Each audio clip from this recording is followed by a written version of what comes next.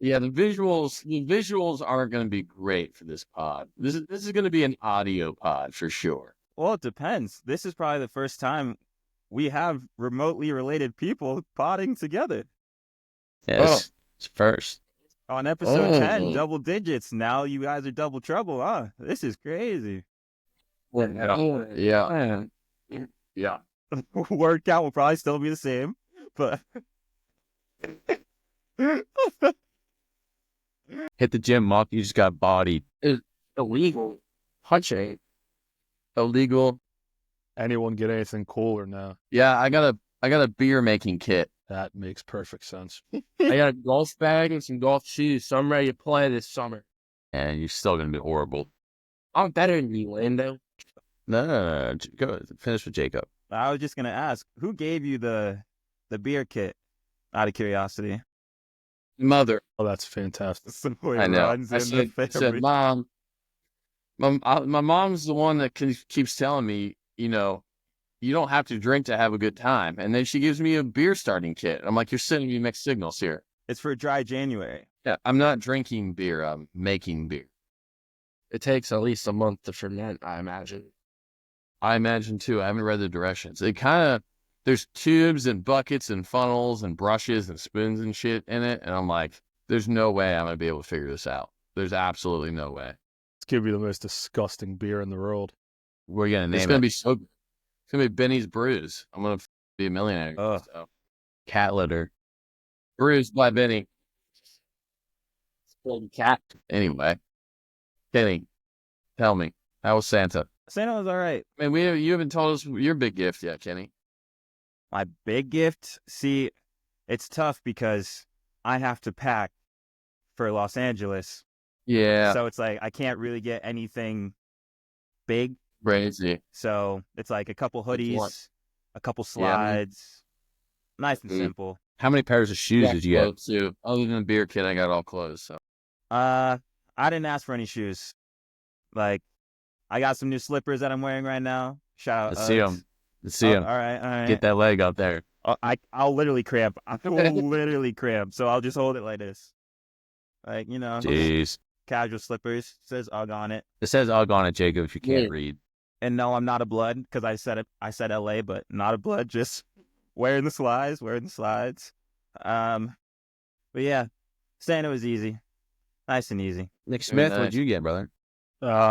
Pit season tickets paid for. Ooh. Oh, wow. That's all I wanted. I just didn't want to pay for them. Got the rich Santa, God. Jeez. That's basketball or football? Football, you idiot.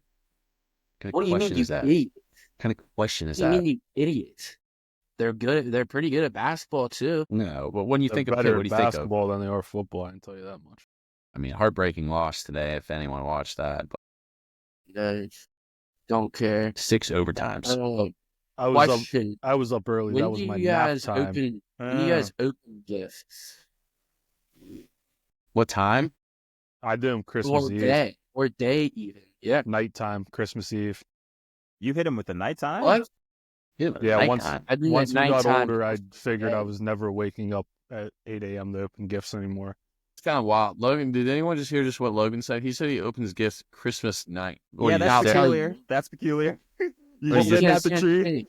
You just sit at the gifts all day? Dude, my whole family is hungover as shit because we get hammered on Christmas Eve. So, I mean, I woke up this year, it was 1 p.m. on Christmas. There's a lot of things in common with the two guys that are in the same place right now. All of this is making sense. One family's buying their kids beer making kits, and the other ones are so hungover that they can't open gifts before 8 p.m. on Christmas Day. It's nice though. You get a nice hungover meal as soon as you wake up, and then you just chill and watch some. What's the hungover meal? We have these things they're called wontons. You said what's it called? Wontons? You ever heard of them? So you go to the Chinese food restaurants because they're the only ones open on Christmas? It's like an Americanized wonton. I'm just trying to understand what an Americanized wonton means. It's that just sausage, sounds like a pierogi. Cheese, and we put an egg in it, and you wrap it in it's like a dumpling, but you don't fold it over. You just keep it open. You throw it in the bake so it gets crispy on the outside. So you're gentrifying Chinese food. Oh yeah. I mean, it's Sounds Chinese kind for of dinner. fire. I Real can't lie. Chinese. That sounds good. It was That alright. egg in there. That egg in there. My mom Still. makes me biscuits and gravy every Christmas morning because that's what I asked for, and I had a total of 9 on Christmas morning. So I broke my record, which was previously 7.5. A toilet So- definitely hate to see you coming, man. That's crazy. Yeah. Oh, okay. Interesting. Interesting start here. To everyone who still made it through, thank you. Another episode of Remotely Related, America's Best Kept Secret. We're going to go right into Boxing Day. So I think before we start, Jacob, quick question for you. It's something light. We just want to check the credibility of the pod. Say there's an American who has no clue what Boxing Day is. How would you explain it to him? This is a great question for Jacob. Be a Sorry. better Is the day question after for Lando. Yeah. To It be would. fair, I have heard a couple variations of this. Boxing Day is the day after Christmas. Okay. Back in ancient times, Boxing Day used to be a gift, a box of gifts for people that had to work on Christmas Day, and they got it the day after. Okay. Now, I know Boxing Day as day after Christmas. There's a shit ton of boxes to get rid of, so it's called Boxing Day. So yeah, and I love Boxing Day. All the people that comment Boxing stick to Day American is- football are gonna love that explanation. Yeah. it's bowl weekend, but not bowl. It's not that important games. It's every match on ever. What didn't it used to be? Every team played the same day, and now It it's 2 varied. days. It was like Yeah. majority of the matches after Christmas, couple on the following day, but all right. I thought it was called Boxing Day because it was a week after Tyson Fury fought. Don't know if Tyson Fury got the shout, Who cares? The English came up with it. It doesn't matter. and a that's great why. name, though. You know, It's a great here's the name, thing, though. Kenny. Yeah. Was Kenny, let after me they ask you a question. open the box Okay. of fish and chips and bangers and mash? Maybe some Kenny, dentures too. when was the last time England won a World Cup? What was that 66?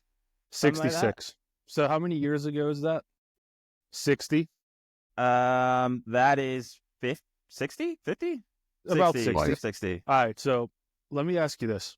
If you're from England and you created a sport and you haven't been the best team in the world at that sport for 60 years, you think you would just shut the hell up and be like, maybe other people can have opinions about our sport? Like if the NFL went to England and England won the World Cup of American football, guess what? We would just shut the hell up for a little bit. So if you haven't won the World Cup in 60 years, just relax, chill out. Don't blame us. Don't be mad at us. I'm not saying the USA is better because we're not at football, but we can still talk about it. We can have a discussion because what they don't understand is they haven't been doing it right for 60 years if you haven't won anything. So let's I just hear it. talk about it. I hear it. I think that's a perfect segue into some of the results this weekend. I don't know how much Boxing Day we all watched, so we're gonna find out. Lando, do you have the scores? Oh, I'm prepared, baby. I know it's been Okay. a while since I've been on the Okay. podcast, New but voice. I'm ready to rock and roll.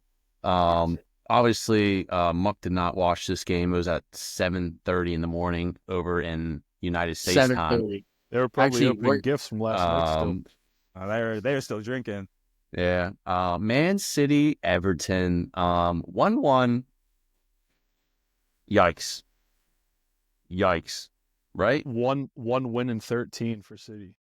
It's bad. I mean, we've already covered the fact that they're in complete and utter shambles. Well, it's interesting because before we start with Man City, I do have to clear up something. At my pickup earlier today, someone actually came up to me and said, "Oh, I can't believe you're a United fan." First of all, they must have seen the clip, and I didn't see his name for liking the clip, so that's crazy, number one. Secondly, nothing about Manchester is supportable at the moment, and I will never, ever do that. I just want to make sure I try to get some Manchester Pause. Jacob has his hand raised. We got Jacob, reinforcements. We got reinforcements coming in. Yeah, we're just wild in episode 10. Oh, thank you. Thank you. We're just going for it. Thank you. the car girl comes in. If you're on the YouTube, you can't make that up. Thanks, baby. You think you give her a kiss? So let's talk. I also Let's talk said, City. No, shut up. to Shut get up. you- We're gonna Mutt, just shut up. we're gonna stop. Just shut up. We're gonna Snap, stop. snap. Snap, snap. Everton and City. So cool. All right. Everton Good and start. City. Good Listen. start from City. Listen, we need to be very honest with ourselves about the state of Manchester City and the state of Everton. Let's give a shout out to Sean Dyche, who has found out a way to play the most disgraceful, disgusting football in the league, but doing it whilst getting results. It takes a bold man to say, we're going to sit back and park the bus for 90 minutes and not lose every week.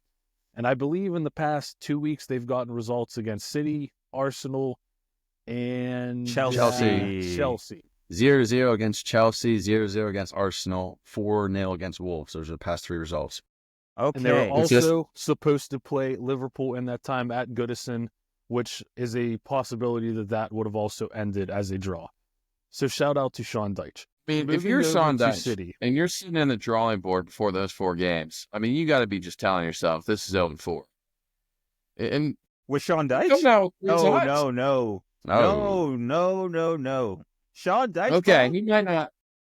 Okay, he might not admit it, but come on.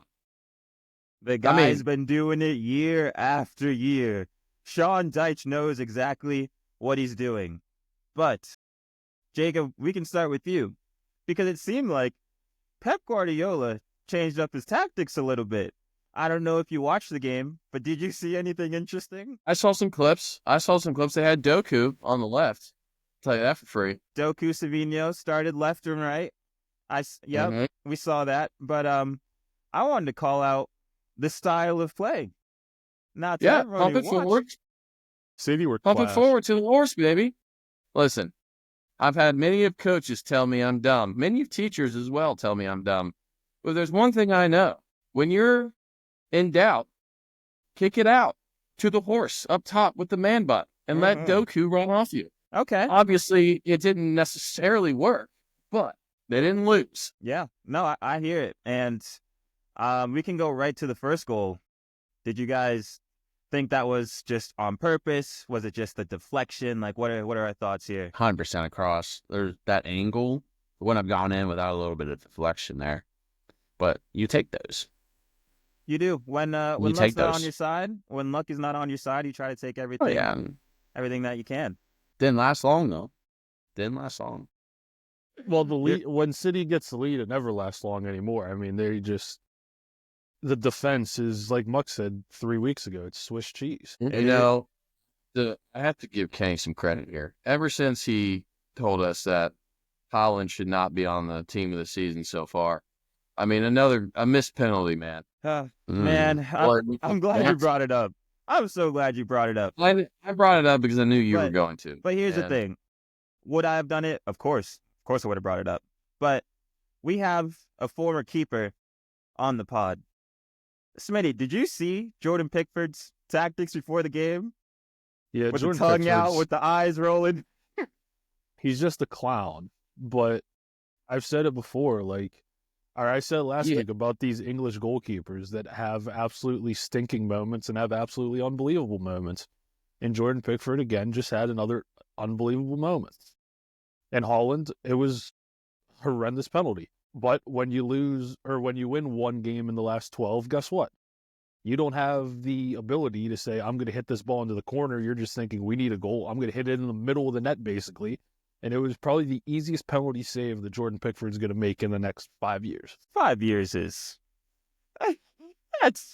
No, it was a horrendous penalty. It has the craziest takes. Horrendous penalty. Fair, but... I've been backing this guy for the last 6 weeks, giving him credit, saying this isn't his fault. Well, today might have been his fault. I think I saw a stat today where he had 22 touches during the whole game. 22 touches. You know, it's funny. For 90 minutes. That's an improvement. He's now spoken more in this pod than he has in the last 10. That's a crazy stat I just saw, actually. Most words Lando's ever spoken to pod right now. Right now. Yeah, no, crazy. They got those Miller Lights flowing over there. But it's okay. Lando. Look at that guy right next to you, dude. He hasn't said a single word or any intelligent piece of information. Actually, he's been whispering in my ear. He's been saying, Lando. I didn't watch this game. Saying, Lando, you're ugly. Did you watch the Arsenal game today? Play more, jackass. Just making sure you know your ball. Well, let's bring it back to a couple more things on City.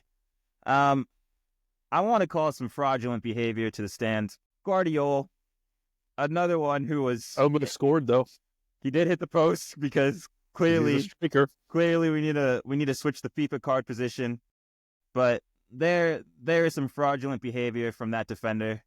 I don't know what Pep's done to him, and I don't know how you guys feel, but it's looking rough over there. I saw a thing on Twitter yesterday that Enzo Maresca said, "What do you think about Pep being finished?" And he was like, "I don't understand why people keep saying Pep's finished. Anyone else with this injury crisis would be having the same issues." Don't get me started. What injury crisis do they have? Ederson's injured.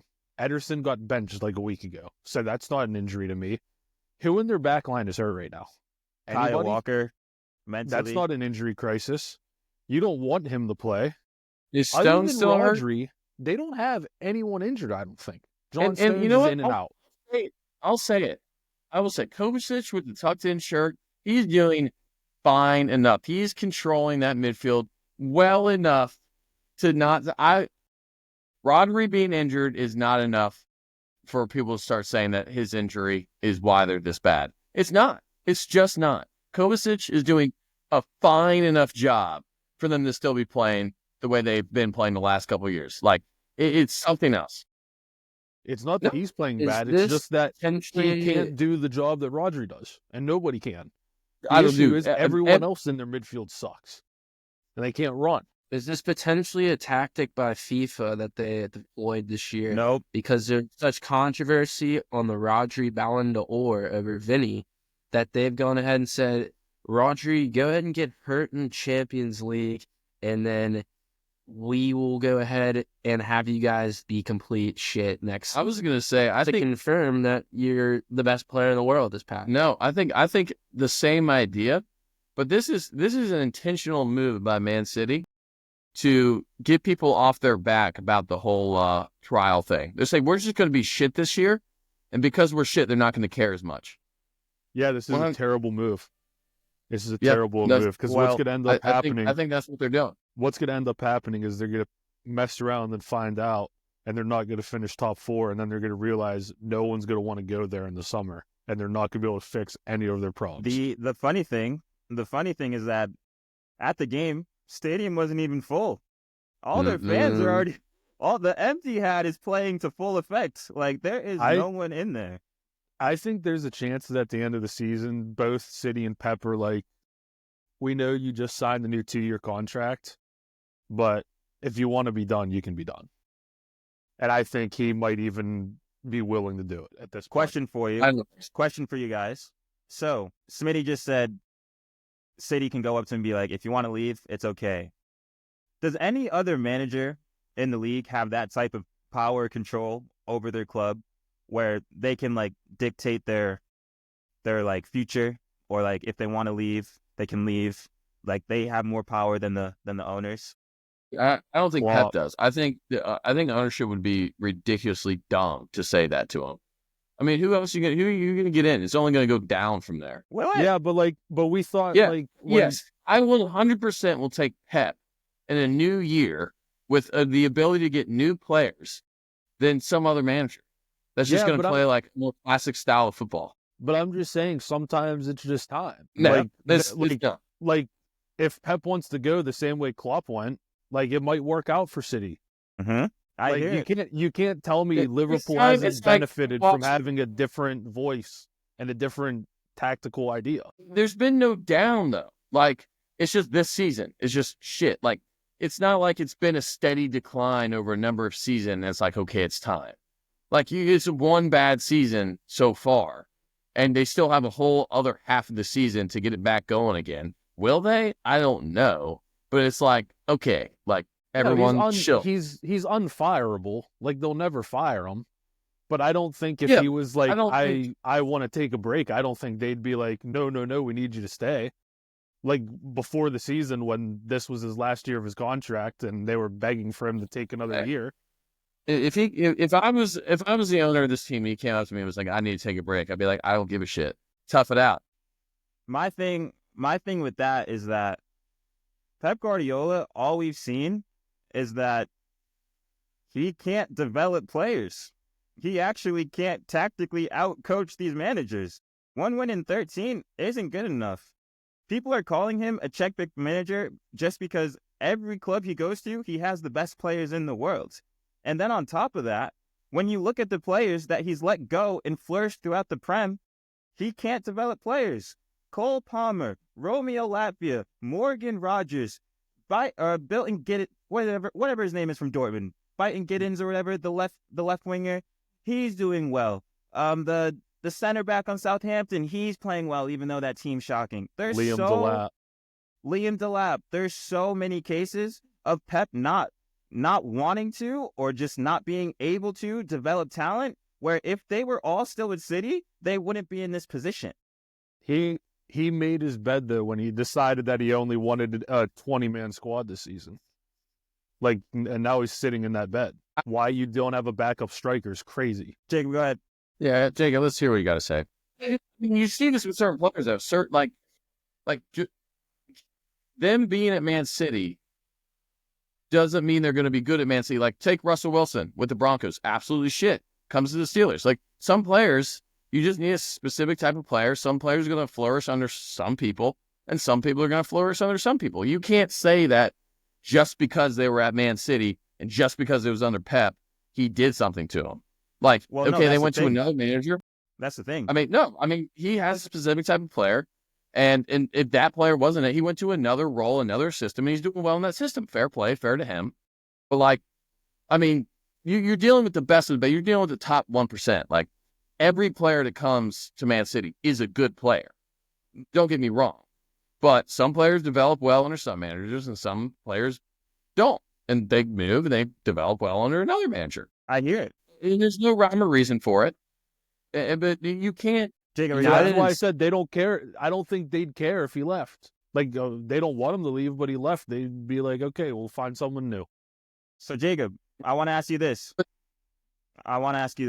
Yeah, but you don't have to be an all-time great to win the league. Here. So, yeah, but Liverpool just brought in a slot, and he's already top of the league. Yeah, look at Maresca. Like, they got this guy from Leicester. Yeah. I don't know. I mean, Pep just has a track history, and we're saying that after one bad half a season, they're like, yeah, you can go if you want to. No. Like, okay, get it together. If he wants to leave, I think they'd say, go ahead, take a break. Yeah. No. I think it's more the same way Liverpool didn't tell Klopp, no, you're not leaving. Yeah, it wouldn't be a dismissing. It would be more of a, if you want to leave and you think it's your time, you can go. Was Klopp's contract up when he left? No. He had another 3 years. He just wanted to retire. Yeah.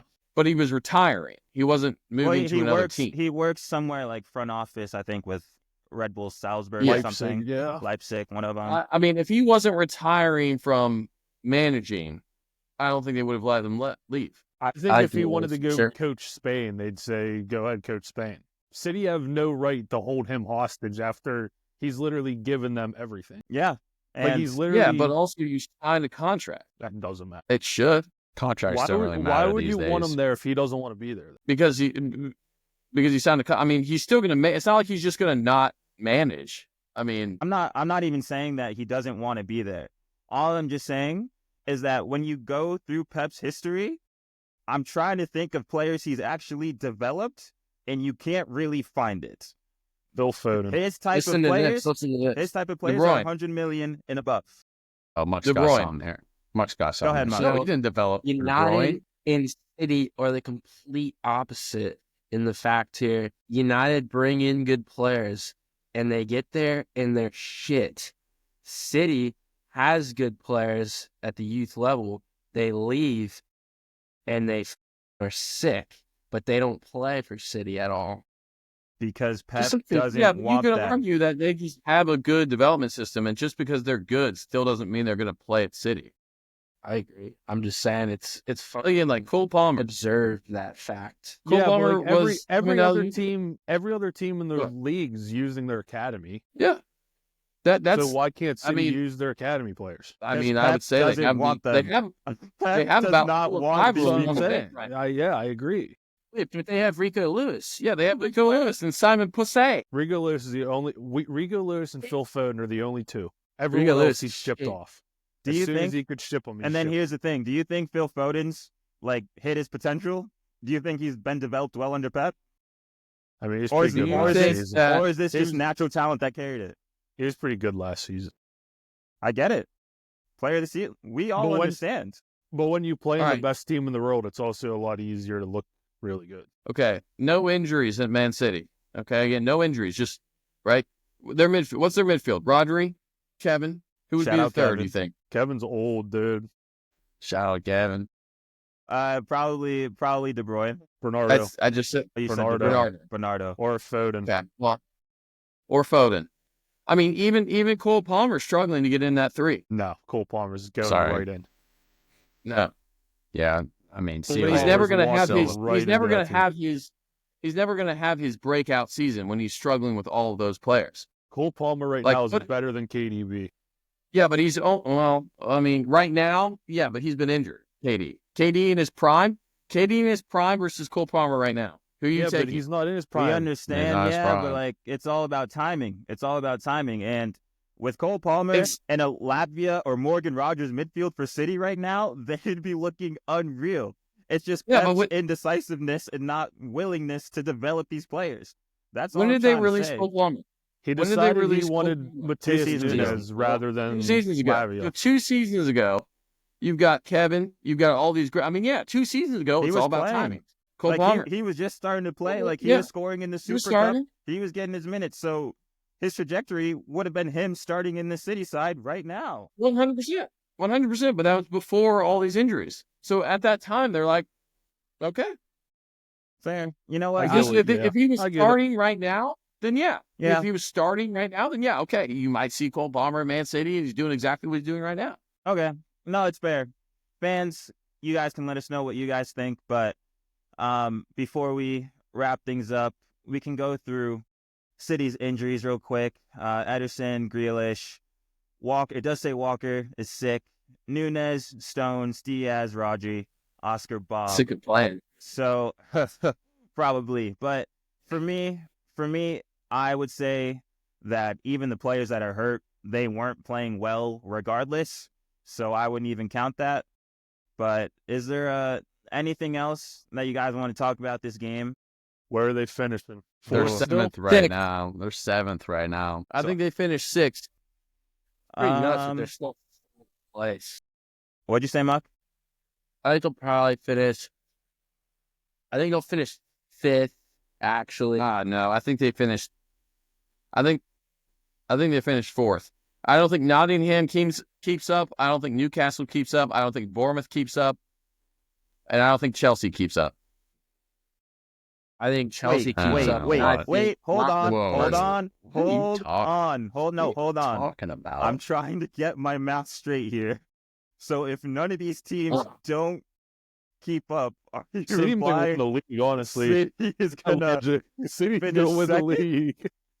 No. That's not what I was talking about. Yeah. Retract your statement and say something factual here.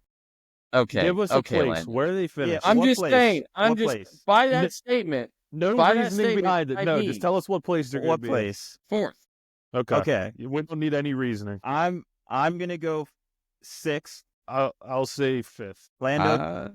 I forget what I said a couple episodes ago, but I believe I said 7th or 8th, and everyone looked at me crazy. But they're not getting it. Yep, they're not getting the Champions League. They're not getting the Champions League. Fair enough. So, I think Muck said 5th, but again, shout out Sean Dycheball, getting it done at the empty had. Shout out the finish from NDIA. top bins. Like, you love to see things like that, but let's move on to the next game.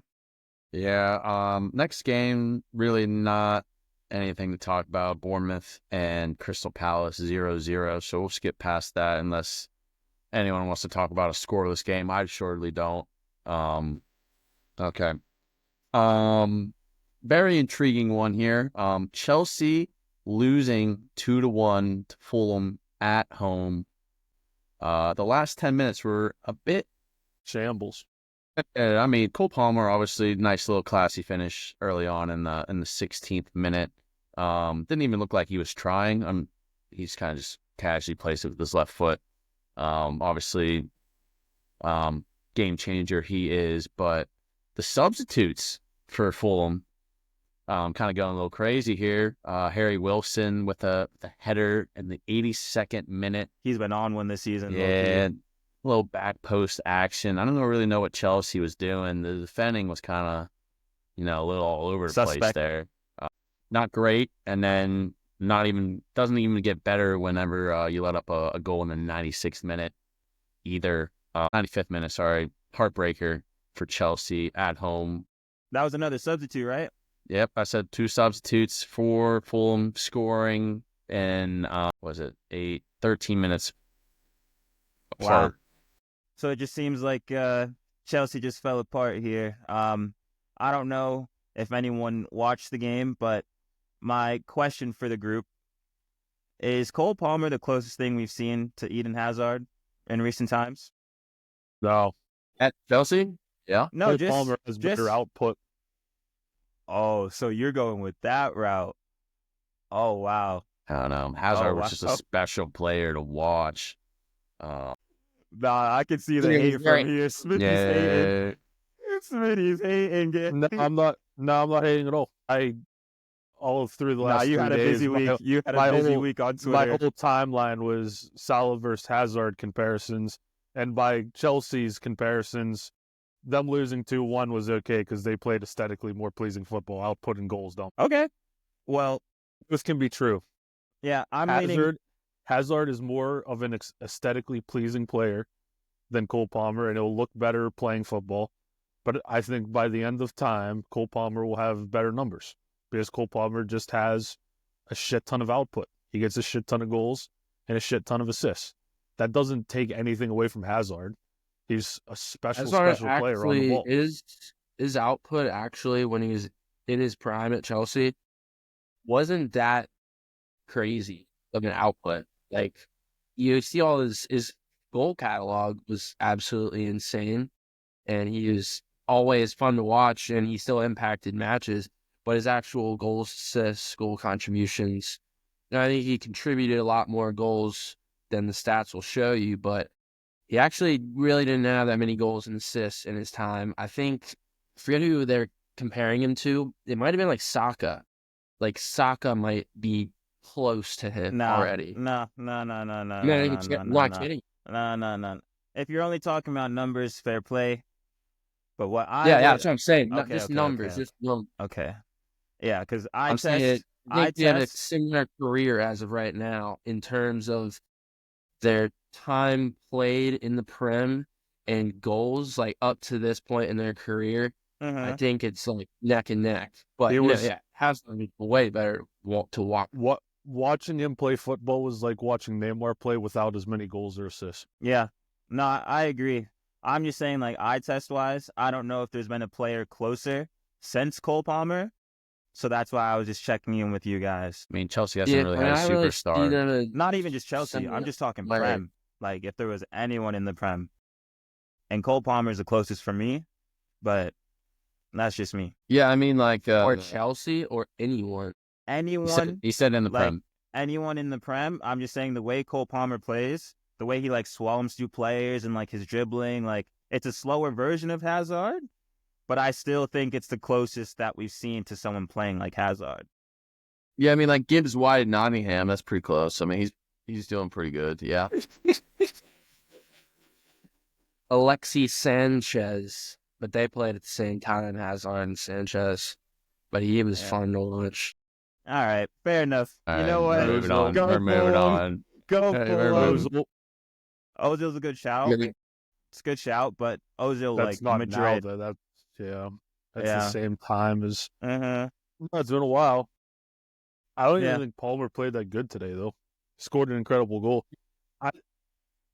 There aren't many things that are more aesthetically pleasing than watching somebody pass the ball into the goal from outside the 18-yard box. Uh-huh. Yeah. And Thought that's he what was it's trying. so calm. Yeah. Tony Crazy. Cruz type of goal with extra dribbling and beating players, actually. So not a Tony Cruz So goal. now Tony Cruz. Yeah. Well, he does the pass. He'd always doing the pass from outside the 18, just perfectly. No, I Yeah. think this game was the perfect example of why Chelsea fans and Chelsea players keep Not in saying a they're not title in a race. title race. Not in a title race. Because there's just I don't want to say lack, but the defending abilities that they have are not up to We've been par as saying they're it for attacking. weeks. We've been It's not saying even it for close. weeks. Get a new keeper. Get some new center backs. Potentially a right back, since that position seems to rotate all over. Yeah, shout out Fulham. First win at Stamford Bridge since It was long. 1979. Yeah, a long time ago. Something like that. Very long. They got I mean, we talked about earlier in this podcast about Americans not being able to have an opinion on Boxing Day. I mean, just get an American on your team and you'll win your first game at Stamford Bridge. I mean, I'm sure He's they're pretty going to clear, love that dude. one. pretty clear. He's so good, dude. Pretty clear. I don't think he's going to get the respect because he's American, but he's so good. Well- I think they're saying best left back in the league right now. So They He's are. well I'm pretty deserved. sure they are. yeah, He is. It's not even close. Maybe it's because all the other left backs in the league aren't good, but he's been absolutely class. You fairs. could have him move the Big Six next. Which next, Big Six club do you think he'd do best at? Well, I've seen Liverpool definitely desperately need a left back. I've seen links there. Does That's who Arsenal I need think. a left back? Yeah, they United need a definitely wing back. back. Zinchenko plays about Do you think he can two times every. I don't even. He plays a game and then gets hurt. Do you think he could play in that system? Who's? United? Arsenal. Oh, Arsenal's? Probably not. Yeah, Well, I kind of agree. Arsenal I play very like much four see. center backs, so. Yeah. Yeah. But he Oh, would yes. add something different to Arsenal's attack because they don't Something really they have need. a overlapping left back. Yeah. They have nothing on the left side. They have Martinelli. Yeah, that's be adding honest here. nothing. okay, fair enough. Shout out Fulham, getting the job done. Let's go to the next one. A big one here. Newcastle on a roll right now, 3-0 over Aston Villa. Oh, brother. Yeah, Nick's favorite team. Was it Newcastle's 3 in a row? 3 shutouts in a row. Scored 11 goals in the past 3 games. They're on a roll. It was going to be And- such a good game, and then the I'm red so card mad. just ruined I'm the game. so mad. I'm so mad because, of course, this week is when I'm like, you know what? John Duran's been buzzing, goal after goal. He's bringing back the nostalgia. So what do? You put him on the fantasy team, right? Wouldn't that make sense? 20 minutes, -2.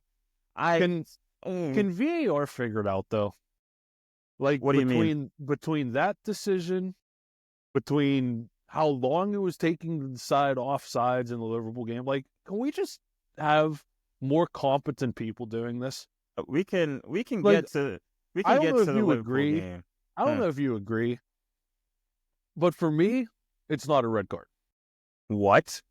It's not. Oh, nah. Guys, did anyone else see this?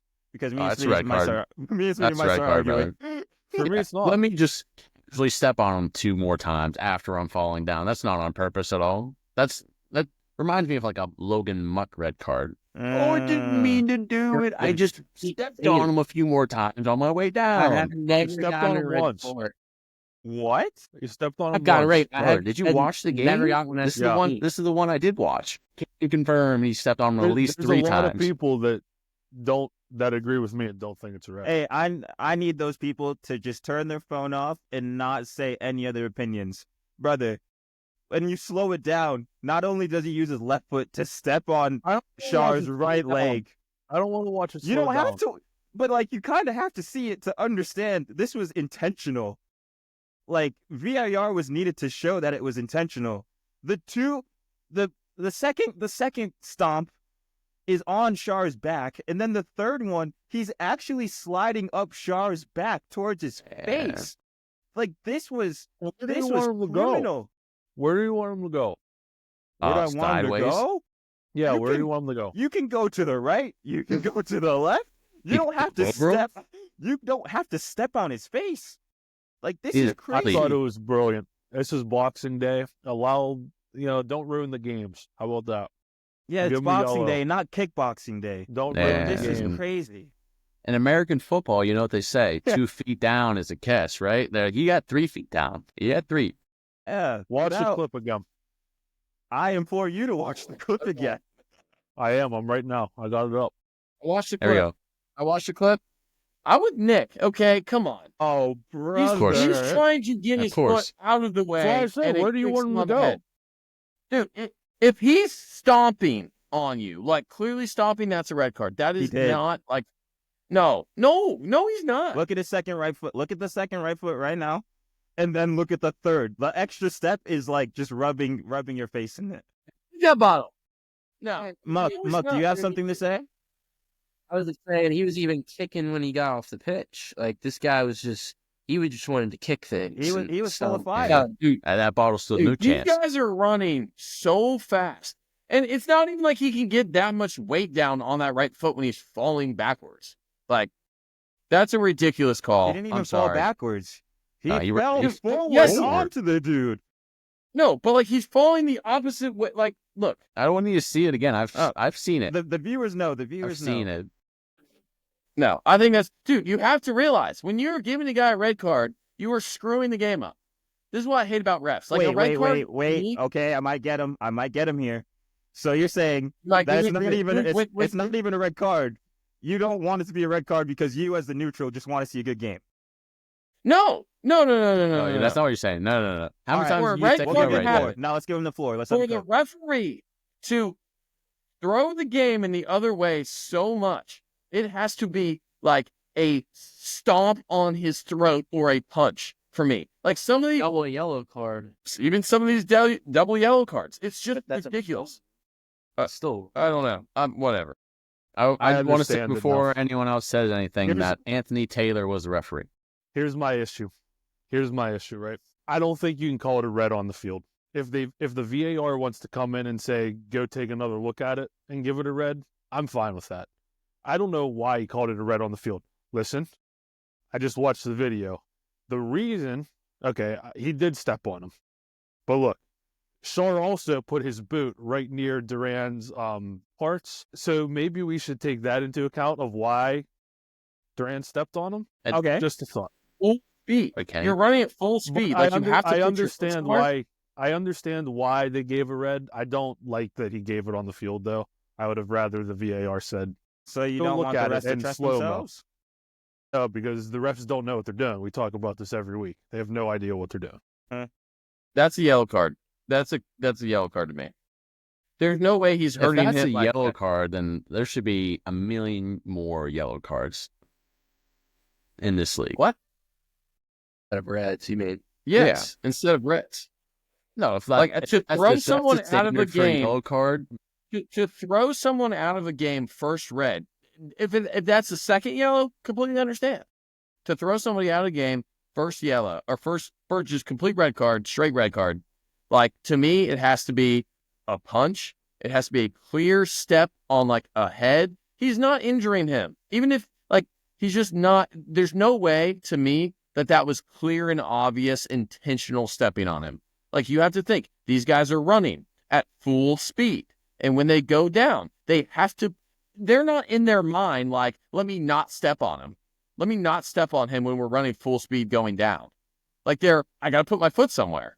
Like, you got two guys running full speed going into a challenge, and the one guy stepped on the other guy. No. Then don't slide tackle him. If you're worried about getting stepped on, then don't slide tackle him. Okay. Like, straight red. I don't want to keep going on about it. Yep. I just think if they called it a yellow, no one would have cared and just been like, okay, whatever, let's just play. Fair enough. We can, another topic we can let the viewers decide if they thought that was a red or not. Are you team Kenny and Lando or Nick, Muck, and Jacob? No one wants to be on your. No one wants to be on your team, Lando. I was on the red card team. You're with us? Yeah. He just likes to see something the same color as his hair. Well, here's the thing. I've been on the stomping side before. I know exactly what he was doing just then. So crazy. What? That's crazy. Didn't I say that earlier? And you're like, oh, no. Yeah, I never got a red. Bert. Never got a red at Duquesne before. So. Moron. All right, moving on. Well, no, because I learned. Fair enough. We can. Yeah, we'll end it. We'll end that topic there. But I don't know if you guys saw Anthony Gordon's goal. Like, I don't know who has him on fantasy. Fair play. Shout out Nick. What an absolute finish that is, and best finish of the day. Yeah, no, it's easily top 3, and I think what was interesting for me was that Villa kind of tried to play the same way. You would think if you're at St. James's Park, red card early, just defend and see what happens. But they still tried to play out. They still tried to do the thing. But Newcastle was just the better team after the red card. Any other thoughts? They're too good at home. Yeah, I mean, mean, they need to finish top 4. They need to finish top 4. They in we fifth? said it last week. They are in 5th, but they're tied with Bournemouth, 29 points. They have to pull away from Bournemouth. Yeah, 4 points behind Arsenal. They got to finish above Forest too. But maybe Forest isn't going to come back down. Maybe Forest is just a juggernaut. Love watching dude. Forest, Alenga, Hudson-Odoi on the outside. Chris, we'll get there. Yeah, we'll get there. But do you want to go there right now? Yeah, we can go there right now. It's the battle of the hams. Two hams battling. Yeah, that's the next one. Sounds like the fight that I saw last weekend at the bar. Honestly, do you want to expound more on that story before we talk about this? Because I'm intrigued. Well, they were both wearing Santa outfits. And they looked like Santa. They were scrapping. Don't know what it was about, but it was a very interesting part of the night. We started tossing some money down, seeing who was going to win. We're taking bets. I lost mine, but still a great watch. Love to see that kind of thing. How many rounds? 3 rounds? Nah, just one, and then the cops come and break it up. Yeah, we can. Let's go to the other Boxing Day. Forest and Spurs. We saw Brennan Johnson go back to his old club. And I don't know what type of bad juju there was, but it just seemed like he wasn't buying a goal. I don't know if anyone else saw the game, but there were plenty of chances for Spurs. And it just seemed to not connect in the first half. Would you rather have Ange or Sean Dyche as your manager? Depends on the players. Yeah. You or Spurs? What was the question? It seems nuts. I know it's a crazy question, but I thought about it today. I would say need stability. I would say if you put Sean Dyche on that Spurs team, we see the best of Mickey Van de Ven, we see the best of Romero, we see the best of Madison, and we probably see the best of Dom Solanke, because you're not going to see a high line. You're going to see the 4-4-2 or the 4-3-3. Everyone knows their role. Winning the second balls, just having fun in the final third, just freestyling. So maybe it is Sean Dyche ball at Spurs. Maybe. It'd be insane. I'll say this, though. Nottingham defended extremely well. I mean, especially towards the end. I think they're proving that they will at least be like a top 6 team by the end. I think Nottingham is what Sean Dyche wants to be. Like solid defending, but can also go down and score a goal. Like, I mean, that's what the way they play is how what should be below half on the table, in my opinion. Like, when they were coming into the season, they were not expecting anywhere near this. But like, this is how you got to play as one of these teams. Like, just cutthroat, hard-nosed defending. And then you've got some great play. Like Hudson-Odoi, he was good at Chelsea, and then he kind of went down a little, but he's a solid player. He's showing that at Nottingham. You've got Chris Wood, who's just clinical as hell. Other side. Right, 32 clinical, and then Alanga. I mean, The wow. finish. The finish. The finish. This two. He had a brace last game too, didn't he? Cannot confirm nor deny because I don't know those stats. I But think he had a brace last game. I do want to ask I you could be guys, wrong. just that finish itself. Do we? Yeah. Do you think we have the technique for that in our prime? I mean, I would say no. That's just a little chip over. Let the curl do the rest, baby. Come It on. wasn't even much of a chip. Like the amount of spin I mean- that he had on that. Yeah. Like it kind of I went wouldn't say it's a around him. chip, but he chipped it over the leg. He got a little air on Yeah. it, and then just curl. Mhm. No, fair enough. Yeah. How long do Spurs just deal with Ange? Because it's the same. Dude, Like they concede the I same. told you, goals I every haven't week. liked him. Like it's just They counterattacking just go goals up every and week. down, They concede man. them.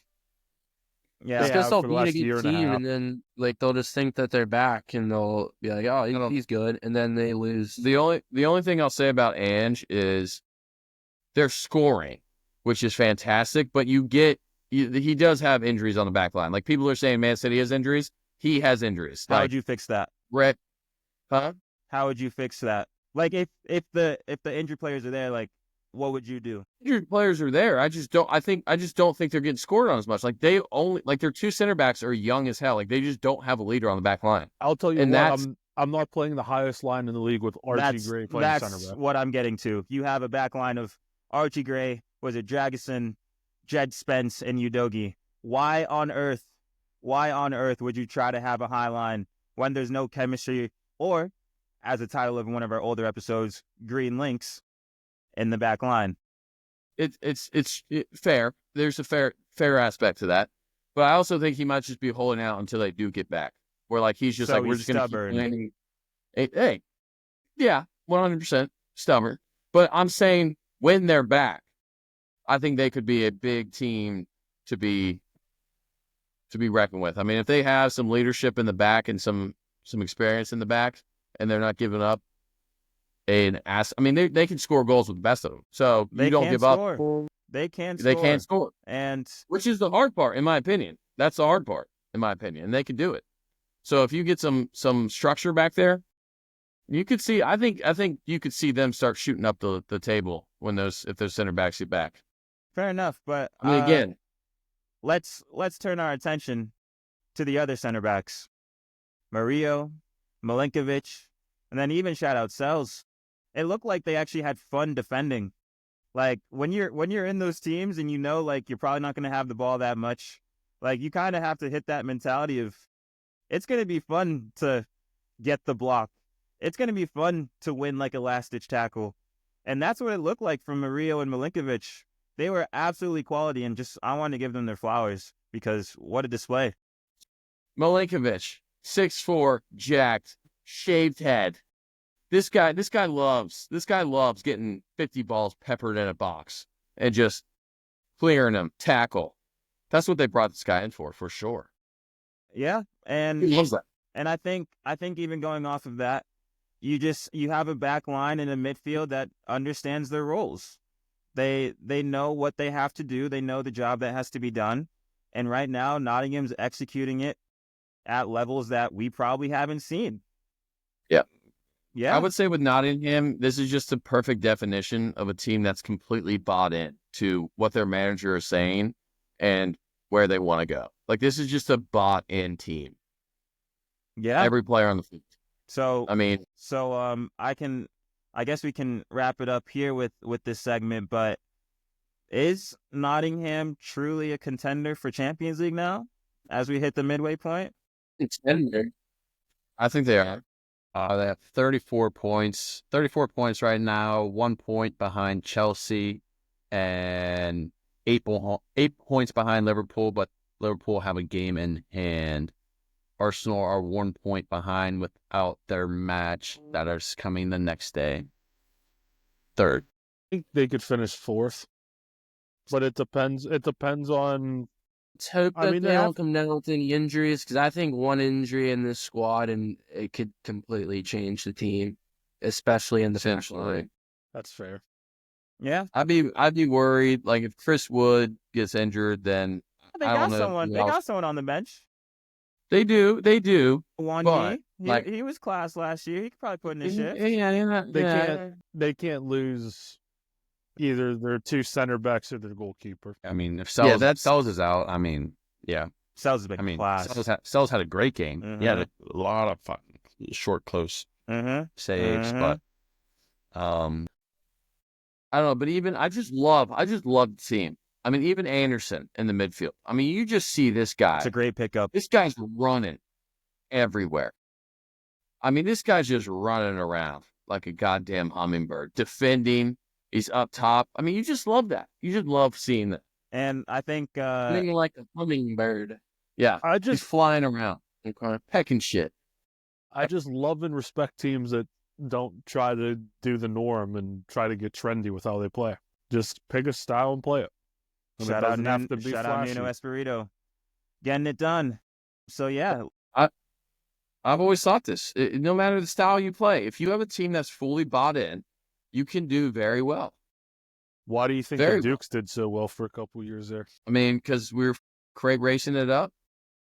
The boys were vibing in the locker room. Hey. All right. So looks like Forest and the Dukes are sharing the same vibes in the locker room. But Nottingham Forest fans, if you start showing up and showing out, let us know how you guys are feeling right now. But let's move on. We don't want to talk about this one for too long. A little bit of a stinker. Southampton and West Ham 1-0. Besides Jared Bowen getting the goal, shout out to my fantasy team. Little injury for the goalkeeper, Fabianski. Hope he gets better. Saw it. I hope he gets better. You don't really want to see that in the game of football, but did get a warm welcome as he got carted off the field from the fans. So you really love to see that. But also just overall just a scary, injury. Never really want to see in the game of football. But other than that, I don't know if anyone really good watched West Ham this game. talk. On to the next. Yep. I don't know if anyone really wants to talk about this game, but other than that, just wanted to point that out. Part of the game, but this was not on my agenda to watch. But Bowen scored. They got 3 points. Lopetegui, he should still get fired. I don't care how many wins they get, but let's move on. Speaking of a team that is below West Ham in the table, Wolves and Man United.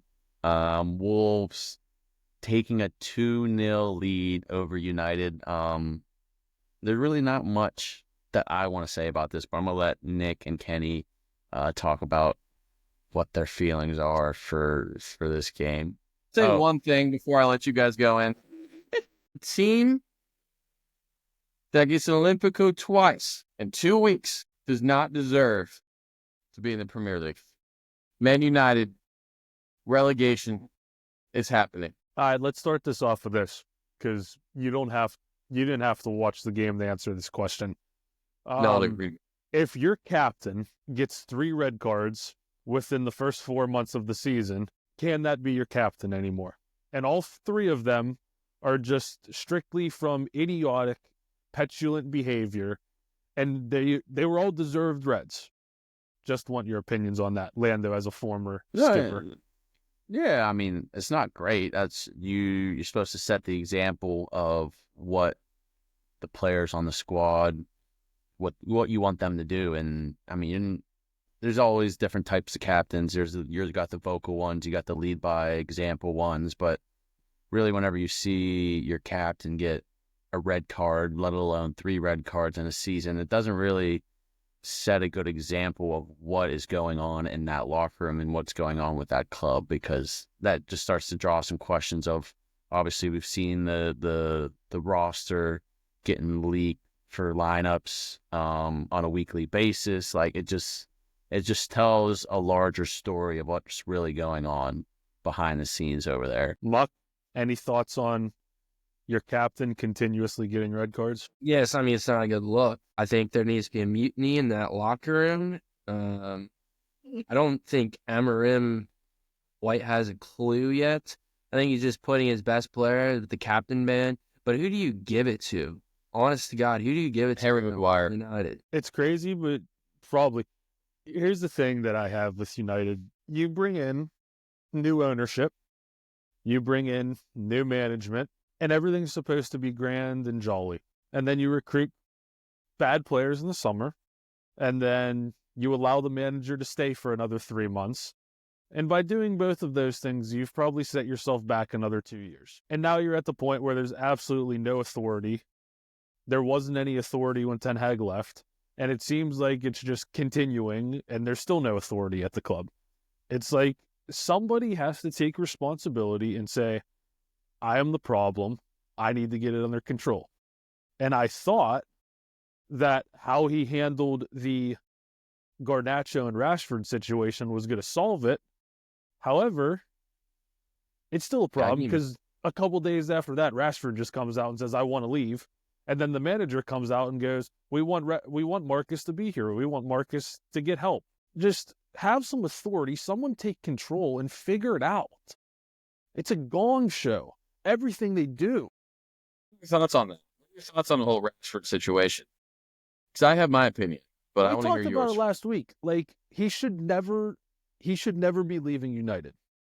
Thank you. Okay, but I his agree. career is on the path right now where he has to leave because it's a shit show. And once you go public saying you want to leave, you can't stay.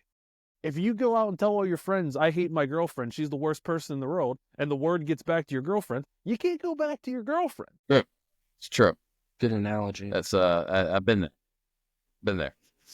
That's what happens. This is what happens when you bring one girl to a cookout. United just have way too many cooks in one kitchen, and the issue is none of them are cooking good meals. They all suck. They're all bad cooks. None of them are taking command. You know, you want to think of it as a restaurant, right? You want one leader. You want Gordon Ramsay in there. You want him. You want the best cook, the best leader. You want him taking control of the situation. And then you want a bunch of helpers that can hold their own weight and they just listen to the commands. The problem is, United, they have failed multiple times now to get the guy. I'm not saying Amarin's not the guy. He might turn into the guy. But right now, he doesn't have control of the kitchen.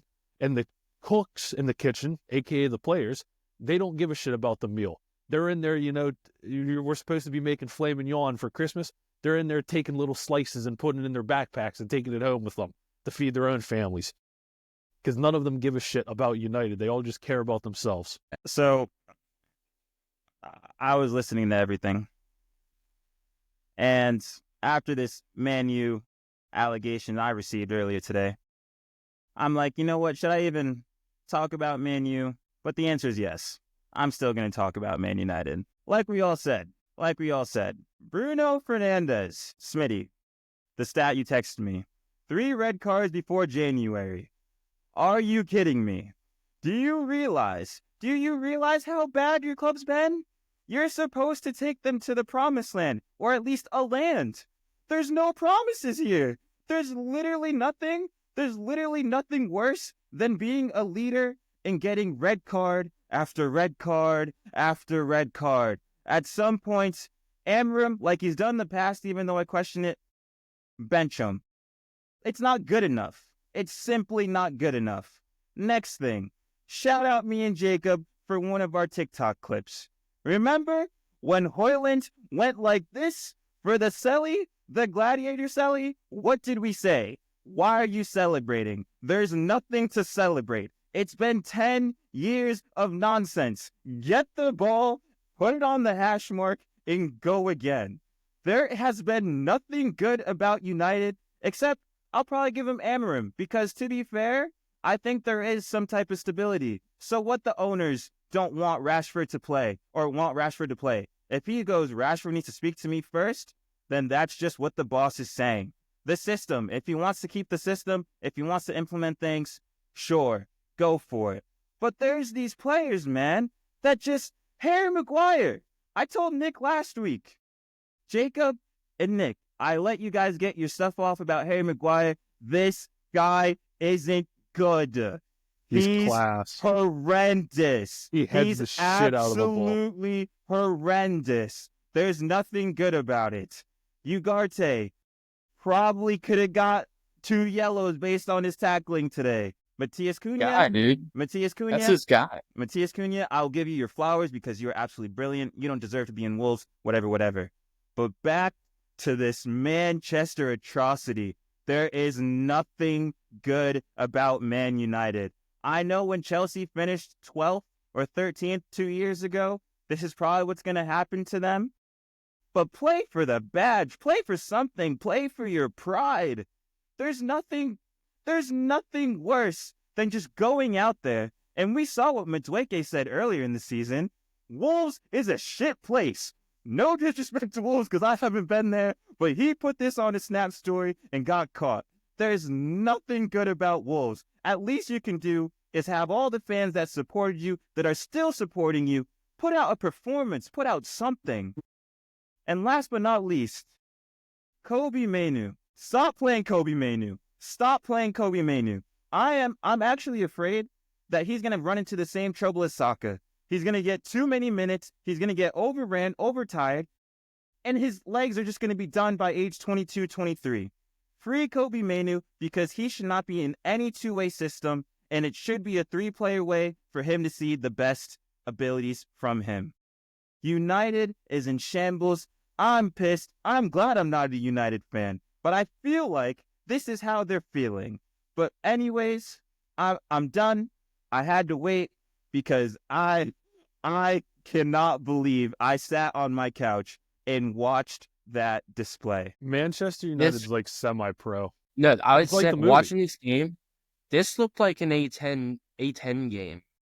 They were literally doing long throws into the 18. Obviously it's the end of the game. You just want to get shit in the box. But I don't see any other teams doing long throws. Get the ball in to a player, and they can whip it in from a good that's position. Rich coming from an Arsenal fan based on what we've seen the past few weeks. But anyways, They don't have any good players. That's the problem. I've said this for weeks. I can't even do go on not that. have any good players. I'm not going to say that. United have Wow. 0 players that get into Cool. Liverpool, Arsenal's, or City's team. They have 0. Not a single player on their team gets into one of those 3 teams. And if you try to convince me that Bruno gets into one of those teams, look at how he's played for the last 3 months. Maybe his reputation can get him into one of those teams, but his performances this season City. are not. Well, I'm assuming City not in the dumpster. Normal City. Oh, you're not assuming a single one of United's players gets into any of those starting 11s. And you are Manchester United. I don't think that's a good gauge. You are the second or maybe the biggest club in the entire universe. And you have one world-class player. You have one world-class player. You're Man United. I don't think they have any world-class players. Jacob, did you want to say something? I feel like you. No, I think Ahmed is what people thought Kobe Mainoo was going to be. Wait. No. Are you about to slander Kobe Mainoo? No. I was going to preface it slander. He is what Garnacho thought he was. No, I think Kobe Mainoo is still a good player, and he's just in a shit system on a shit team. But the system ain't changing. That's the problem. Today he did not play well. I'm all today.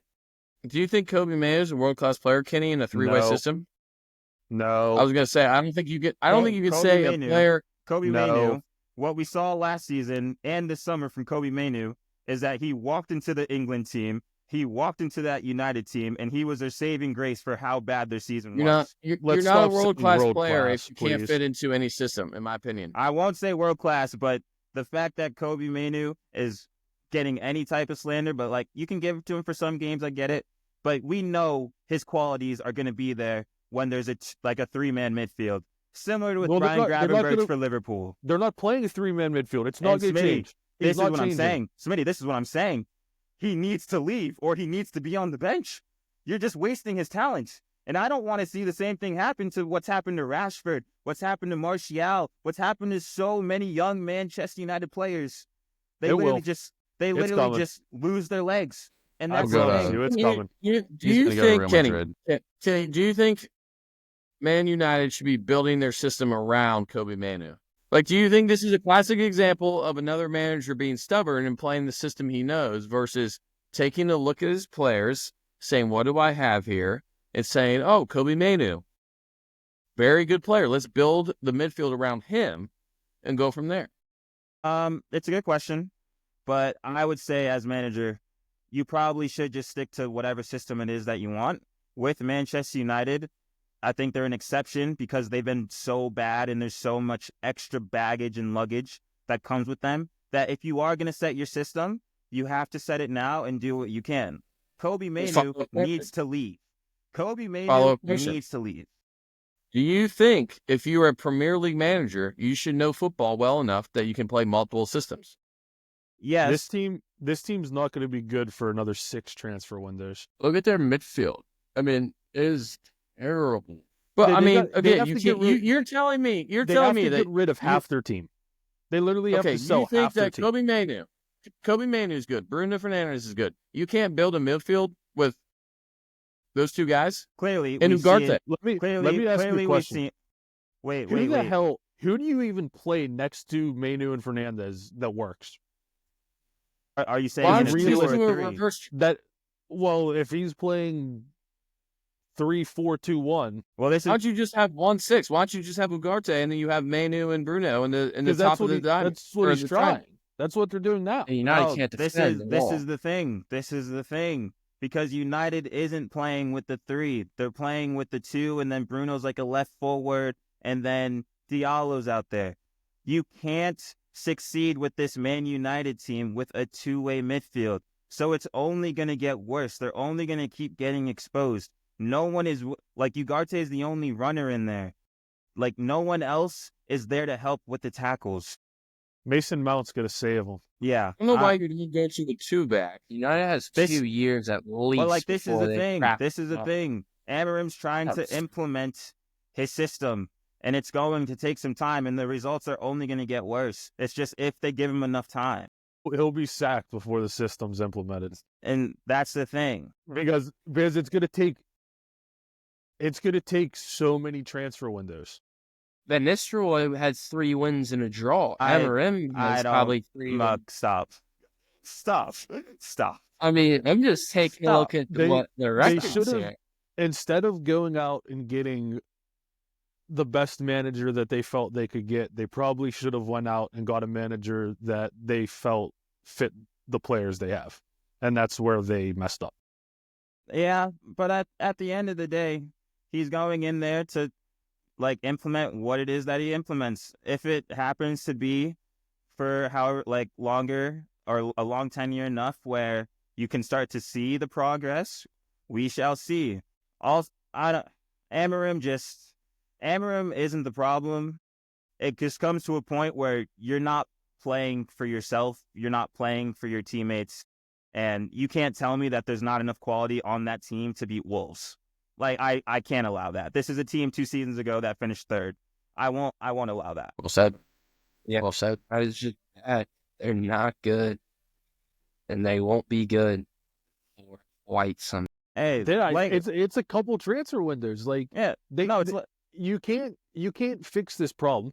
And honestly, they're But I probably don't know where they're going to even get money from. Exactly. They're probably going to have to wait till everyone's contracts run out because no one is bringing Casemiro on $400,000 a week other than Saudi. And Saudi is going to be like, guess what? We're just wasting our money. Not even they're going to do it. Like we said, Manchester isn't red, Manchester isn't blue, Manchester's just bad. So, I want to end this with a special shout out to Onana because we did speak about it. Oh my gosh. Just things you can't make up. Things you can't make up. Jacob said it, 2 Olympicos in 2 weeks. Throw the whole entire goalkeeping staff away. Try something new. I'm over it. But it was the fog. It's hilarious. He made it. As bad as Onana was on that goal, though, it's like we talked about United set pieces for the last 3 weeks. How do they get to the point where they have 2 players standing in front and behind the goalie and there's no defenders near them? Well, here's the thing, it's terrible goalkeeping, but where are the defenders? Shove them. Be stronger. You are a keeper. I know for a fact you wouldn't be getting sandwiched in some corner. But there still needs to be defenders within 5 yards of the situation. Fair enough. I'll give my extra special hate for the fact that anytime Onana makes a mistake, he happens to make a mistake right after, and it's not just one. There's multiple. Right off kickoff, he literally tries to clear it, and it gets blocked by their 9. You can't be having mistake after mistake. Like, you can't have one turn into many. But I don't... go ahead. Like, you could have went to the graveyard and grabbed some tombstones, and they defend set pieces better than United does. Probably. Yeah, it's well said. We can end it right there. It's fun. Well, it's funny too. He made a top save off a glancing header earlier in the game. It went damn near top bins, and it was a split-second reaction, and then you get scored on and let it go. Well, I know a a goalkeeper who used to make flashy saves but couldn't make the simple ones. On to the last game on Boxing Day. Liverpool 3-1 over Leicester.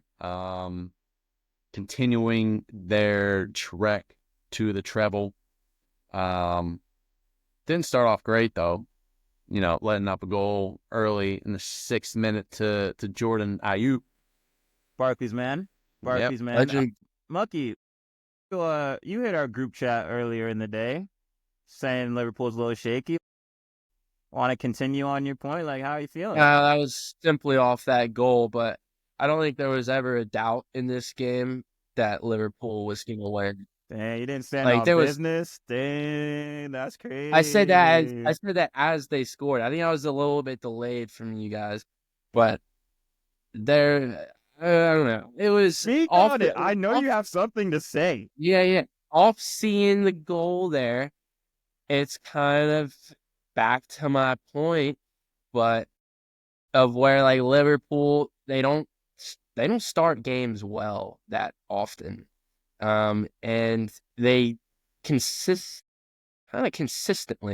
where they're trailing or tying late in matches, early in matches, doesn't matter. But I mean, I don't think after that goal that there's a question that they were gonna lose. I'm just saying, I've never seen a team get peppered more in my entire life than Liverpool was peppering them for probably 20 minutes towards the end of the half.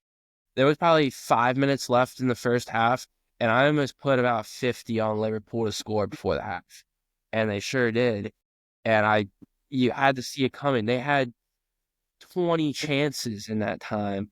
Not necessarily shots on goal or even shots, but balls, it was in the box probably 50% of the time in that 20-minute time frame, and had probably 10 crosses. Well said. That team just does not give a if they go down a goal. I mean, I get excited, I tell you, every time. Every time I'm like, oh. Well, I was like, Chelsea. Here's the thing. Jacob, we can go off of that. Before we keep talking about the game, I think it's only right we talk about a particular player's tweet about Merry Christmas. Does anyone know about this? Yep. Should I explain for some of the viewers? Yeah, go ahead and explain, yeah. Well, Mo Salah likes to celebrate Christmas. Is he that type of religion? You have a bit of a double agent on our hands. I don't know. But the theory is every time he makes a post in regards to celebrating Christmas, his numbers seem to go down, and his performance for the second half of the season doesn't seem up to standard. It's kind of like this. For the Dukes, we've seen players perform with and without girlfriends. We know there's two sides to that story, and that's what they're saying for Mo Salah. So they just want to call that out. There was a lot of eagerness and a lot of anticipation for the game. And I think the good thing here is that we can speak about Mo Salah's performance, because personally, I don't know if it was that good, but I'll leave the floor for you guys. Listen, I'm gonna let Nick Smith go off this, but I just want to say, if there's ever a character that resembles Mo Salah on this planet, it is Thanos, and just not what's the second? I am the in game. He's inevitable. He is. He will score a goal or an assist a goal. I do not care, and you know, I'm rooting for Captain America. I'm rooting for Iron Man, but listen. He's going to get it done, and there is going to be no second movie where they all come back. There is no going to be writer's room that says they're all coming back. He's winning this league, and half the world is going to be dead, and he is inevitable. And There's some nerd knowledge for there's some nerd knowledge for you. My Avengers fans. Okay. So Mo Salah, I think, could not score or assist for the next 10 matches, and he still has a goal contribution, at least one per game this Premier League season. That's insane. Like, he's almost at 30 goal contributions already. Best player in the world at the moment. Can't be an argument. Yeah. I mean, he's got better stats than I do going out. I'm either going to give you a beer or I'm going to drink a beer. Either one. And he's following suit, I tell you. It's like when you go up to the bar every time, but you're with a group and, you're doing the rotating, but there's no rotating. He's just buying a beer for himself and also buying 3 for his other buddies. Yeah. Yeah. He is. He's running that tab up for the boys, and you love to see it. Mm-hmm. You don't if you're not in the friend group. If you're Chelsea looking over the bar at the other friend group, and you're like, he's just buying and giving. And he hasn't even gotten re-signed yet, and he's still buying all these beers. Or the badge. He's just doing it for the badge. He's played 17 games in the league. He has 16 goals and 11 assists. His average foot mob rating in the Prem this season is an 8.26. Is that good? Yeah, that's pretty good.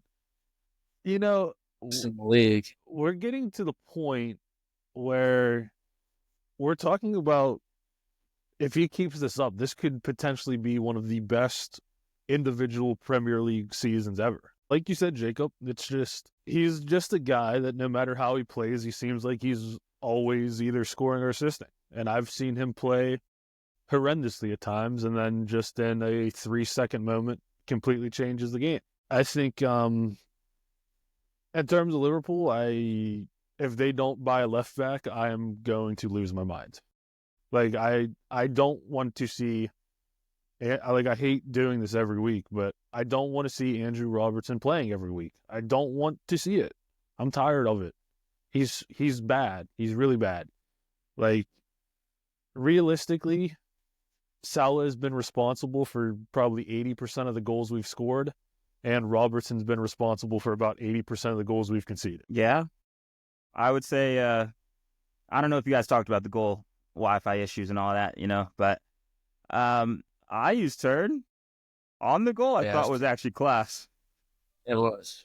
Like, I don't know about too much defending there. Like, you could be tighter to your man, but I mean, he lost him with that turn, and it was a class finish. And then, to like revert it back near post instead of like trying to bend it back post, I was like, fair play. I mean, that's just a seasoned Barkley's man finish right there. He knew what was going on. Yeah, I mean, come on. Yeah, it happens. It happens. Streets will never forget. Yeah, Jordan Ayew. Yeah, I got a good discussion topic. Gakpo or Diaz? Diaz. I mean, Gakpo's got a glow up going, but Diaz. Gakpo's in form, not just today in general, but Diaz. If you're looking at who you're going to start majority of the time, I think it's Diaz. If Diaz got dropped fully for Gakpo after the season as he's had so far, I'd be like, okay, so it just doesn't matter what I do then. Well, I think it's the beauty of Liverpool right now is they seem to somehow, whenever they want to swap them, whoever's playing seems to do well. Like Muck said, there was never really a doubt. You kind of just knew that eventually something was going to break. Just the way Leicester was set up, there was not many attacks that were coming along. So another 3 points, probably not in like a vintage style Liverpool performance, but Boxing Day, get the job done, get another 3 points, and just. Who are they losing to for the rest of the season? This is what I mean. Like, if they stay, like, injury-free, I just don't know who they're losing to. I still think they can drop points, though. I think so, too. I still see them. Like, they're conceding against Leicester in the first 5. Like, yeah, it was a good goal, and it's kind of a fluke. But they still get scored on in, they're these late games where they're, scrapping out wins. I think they're still going to lose a game. The only way they don't win the league is if Salah or Van Dijk gets hurt. If neither of those happen, they're winning the league probably comfortably. Yeah, but I don't know, dude. Even Van Dijk, because we dude, keep saying even Van Dijk. the issue is we keep saying if they drop points, they already have an 8-point gap. So every time we say if they drop points, are we just assuming that no one else is going to drop points? Like Saka's not going to play for the next 2 months. Like Arsenal, I would say only Salah. Arsenal could be done by the end of January. The same with City now. Like they could very well be done already. Right, that's the thing. Everyone else is dropping points too. Like there's no one that is going to for sure win week in, week out, except for Liverpool. Liverpool will drop some points throughout the season, but it's not going to be many.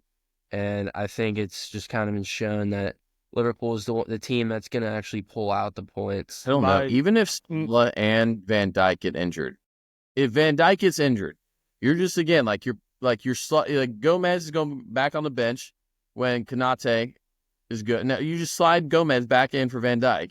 He's not Van Dijk, but he's so good still. He's just no. What are you talking about? You don't think he's good? No, he's good. I was just laughing at you comparing Joe Gomez to Virgil Van Dijk.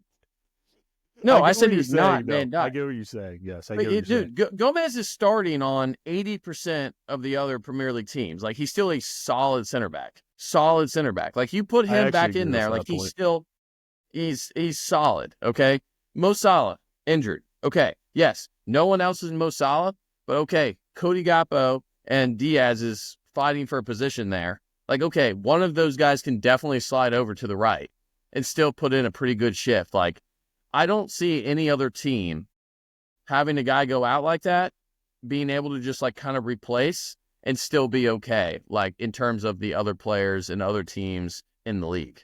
Like even if Van Dijk and Salah go down, I still think they're like, oh, okay, we put Gakpo on the left, we slide Diaz or vice versa, and then we just put our, solid, been at Liverpool, 12 years, Gomez, like solid center back in the back. Okay. I think Van Dijk, yes. Salah, no. They need Salah. Van Dijk gets here, they'll be fine, I think. I think compared to the other teams in the league, I still think they'd be fine. If this was any other Premier, like if this was classic Man City, no, they're screwed.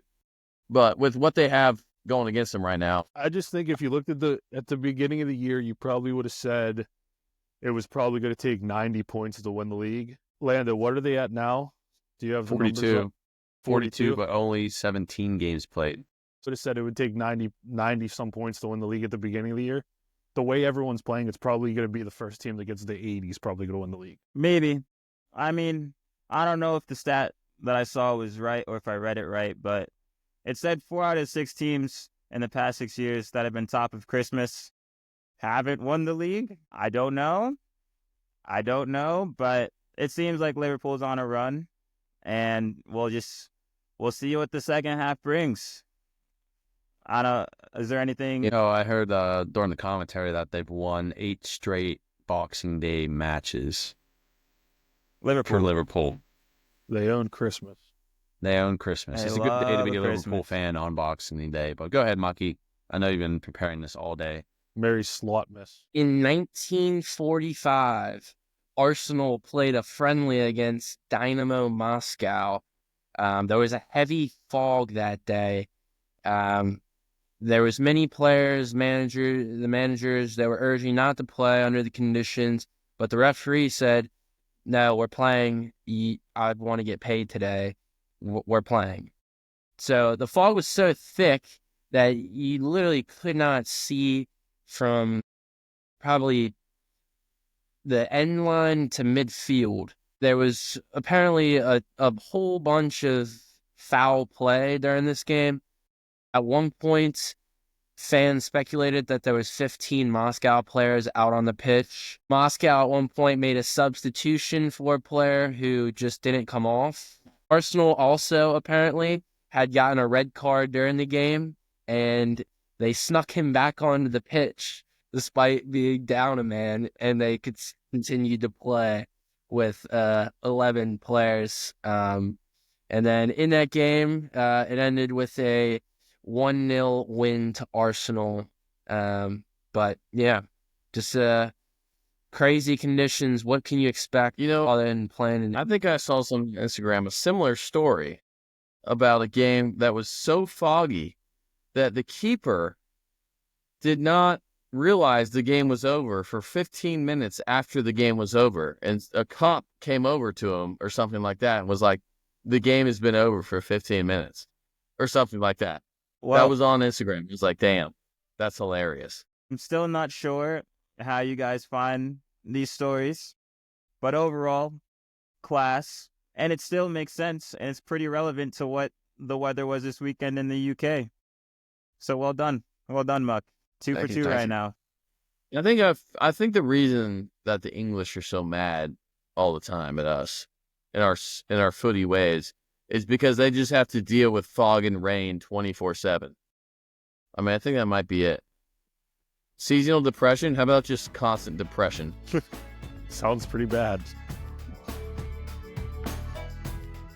But I think we can wrap it up there. Be a lot to talk about on this Boxing Day.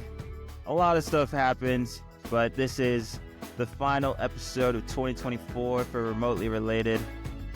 It's been a pleasure, and we can't wait to see you in 2025. With that being said, peace.